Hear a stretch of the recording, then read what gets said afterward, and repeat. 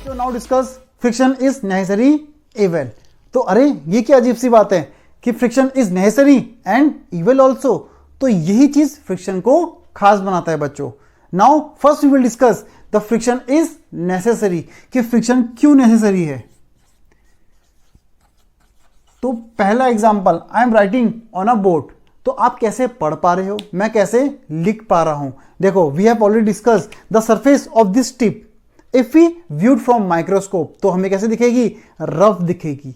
Similarly इस board का surface भी क्या है आपका, रफ है आपका। तो जब मैं इसमें लिख रहा हूं तो इसके पार्टिकल इसमें स्टिक हो जा रहे हैं, जिसकी वजह से हम इसमें लिख पा रहे हैं और आप रीड कर पा रहे हो।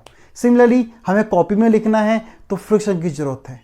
क्लियर है। अगर मैंने इसे पकड़ा हुआ है अच्छे से तो यानी कि ये गिर नहीं रहा है। क्यों, क्योंकि इसके जो सरफेस हैं और मेरे फिंगर के जो सरफेस हैं वो इंटरलॉक हो जा रहे हैं। अगर हम किसी सरफेस में ऑयलिंग कर दें तो वो स्मूथ होके नीचे गिरना, यानी कि थोड़ी सी डिफिकल्टी हो जाएगी हमें उसे होल्ड करने में।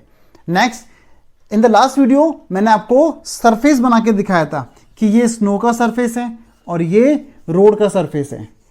तो यानी कि स्नो में चलने में थोड़ी सी दिक्कत हो जाती है क्योंकि उसमें क्या है, फ्रिक्शन कम है।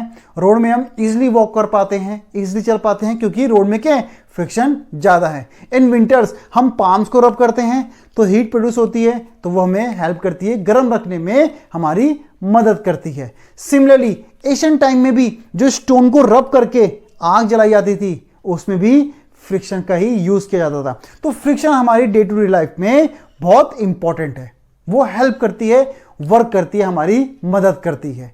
नाउ अब वो इवल कैसे हुई, ठीक है।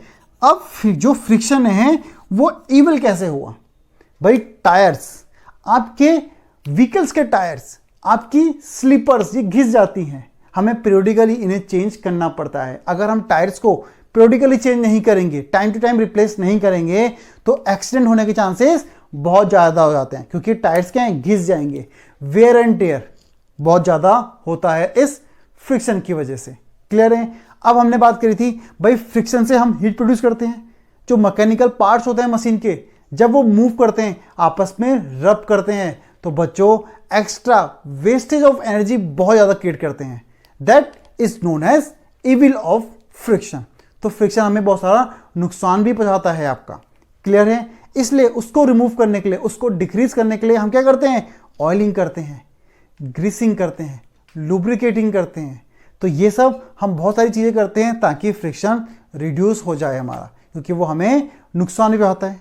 तो रोड पे यानी कि जब गाड़ी के टायर चलते हैं तो घिस जाते हैं, है ना। तो यानी कि फ्रिक्शन क्या हो गया, इविल भी हो गया। अगर कोई मैकेनिकल पार्ट आपस में रब कर रहा है तो घिस जाएगा ना, टूट जाएगा, वेयर एंड टेयर होगा। तो अगेन तो फ्रिक्शन क्या है, एक टाइम पे तो इविल है और एक टाइम पे नेसेसरी है। इसलिए ये बहुत ही इंपॉर्टेंट टॉपिक है कि फ्रिक्शन आपका नेसेसरी इविल। तो कई जगहों में फ्रिक्शन हमारी हेल्प करता है और कई जगहों में फ्रिक्शन हमें नुकसान पहुंचाता है। क्लियर है। Hope so you have understood the topic that why the friction is called as necessary. Now we will discuss modification of friction. तो फ्रिक्शन को कैसे हम इंक्रीज और डिक्रीज करें। तो बच्चों आपको पता है फ्रिक्शन क्या है, एक कॉन्टैक्ट फिनोमेना है। यानी कि फ्रिक्शन तभी एक्ट करता है जब दो ऑब्जेक्ट कॉन्टैक्ट में आते हैं। यानी कि अगर मुझे फ्रिक्शन ज़्यादा चाहिए, ठीक है, अगर फ्रिक्शन ज़्यादा चाहिए तो हम कौन सा सरफेस रखेंगे, रफ सरफेस को हम रफ बनाएंगे। और अगर मुझे फ्रिक्शन कम चाहिए तो सरफेस क्या होगा, स्मूथ। बस ये दो बातें ध्यान रखनी है हमें। क्लियर है। अब देखो तो डिस्कस करते हैं हम डिक्रीज कैसे करेंगे फ्रिक्शन को। ठीक है, फ्रिक्शन को डिक्रीज कैसे करेंगे। तो बेस्ट एग्जांपल, सबने कैरम बोर्ड खेला है। कैरम बोर्ड में क्या डालते हैं, पाउडर, है ना। तो हम पाउडर डालते हैं तो पाउडर से हम क्या कर रहे हैं, फ्रिक्शन को डिक्रीज कर रहे हैं। जो यानी कि जो कार्डबोर्ड है उसका, यानी कि जो वुड पार्टिकल जो सरफेस है उसको हम स्मूथ बना रहे हैं। क्लियर है। तो कैरम का बेस्ट एग्जांपल है ना, ये सबने देखा है और सब करते भी हैं। इसको हम पाउडर डालते हैं ताकि सरफेस स्मूथ हो जाए और इजीली जो यानी कि उसकी जो गोटियां हैं, स्ट्राइकर है, इजीली मूव करे। क्लियर है। नेक्स्ट मैंने आपको बताया था ऑयलिंग। ठीक है, अगर आप कोई बाल्टी पकड़ो, ठीक है, तो आपने बाल्टी पकड़ी हुई, अब उस बाल्टी में ऑयलिंग कर दो, अब पकड़ो उसको, देखो फिसलने लग जाएगी। तो फिसलने लगी तो क्या हो गया, फ्रिक्शन डिक्रीज हो गया बच्चों। क्लियर है ये चीज। तो हम ऑयलिंग भी कर सकते हैं आपका।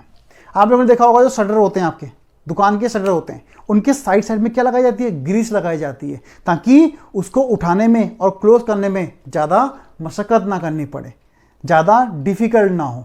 तो ग्रीसिंग से क्या होती है, फ्रिक्शन रिड्यूस होता है और इजिली वो स्लाइड करता है। क्लियर है ये चीज़। Now one more example, bicycle सबके पास होती है, उसका जो पीछे का टायर होता है, अगर आप कभी उसे खोलो और देखो तो उसके अंदर होती हैं बॉल्स, जिसको हम बोलते हैं बॉल बेयरिंग। तो बॉल बेयरिंग क्या करती हैं, रोटेशन यानी कि जो मैकेनिकल पार्ट है उसको मूव करने में हेल्प करती हैं, और ये करती हैं reduce in friction. Again one more example, अगर किसी चीज को मुझे स्लाइड करके पुश करना है, ठीक है, अगर मैं इसको पुश कर रहा हूं और मैं स्लाइड करने की धक्का मार रहा हूं सिंपल, ठीक है, तो वो डिफिकल्ट होगा कंपेयर टू अगर मैं उसके नीचे टायर्स लगा दूं। टायर्स लगा के इजीली मूव कर जाएगा। इसी को हम बोलते हैं रोलिंग फ्रिक्शन। ठीक है, तो ये रोलिंग फ्रिक्शन ज्यादा इजी होता है कंपेयर टू स्लाइडिंग फ्रिक्शन के। Hope so this much is clear to you. Now we will discuss how to increase the friction. तो simple and basic way to increase the friction means, अगर increase करना है तो हमें surface को rough बनाना होगा। Clear है। और रफ के एग्जांपल कौन से हो गए, हमारी स्लीपर्स हो गए, आपके जो व्हीकल्स होते हैं उनके टायर्स हो गए। तो वो क्या होते हैं, काफी रफ होते हैं, लेकिन जब यूज करते हैं तो वो घिस जाते हैं, ठीक है, फ्रिक्शन की वजह से। फिर हमें दोबारा से स्लीपर लेनी पड़ती है, या जो टायर हैं उनको रिप्लेस करना पड़ता है, क्योंकि अगर हम ऐसा ना करें तो स्लीपर फिसलना स्टार्ट करेंगी, या फिर टायर्स की वजह से एक्सीडेंट होने के चांसेस बढ़ जाते हैं।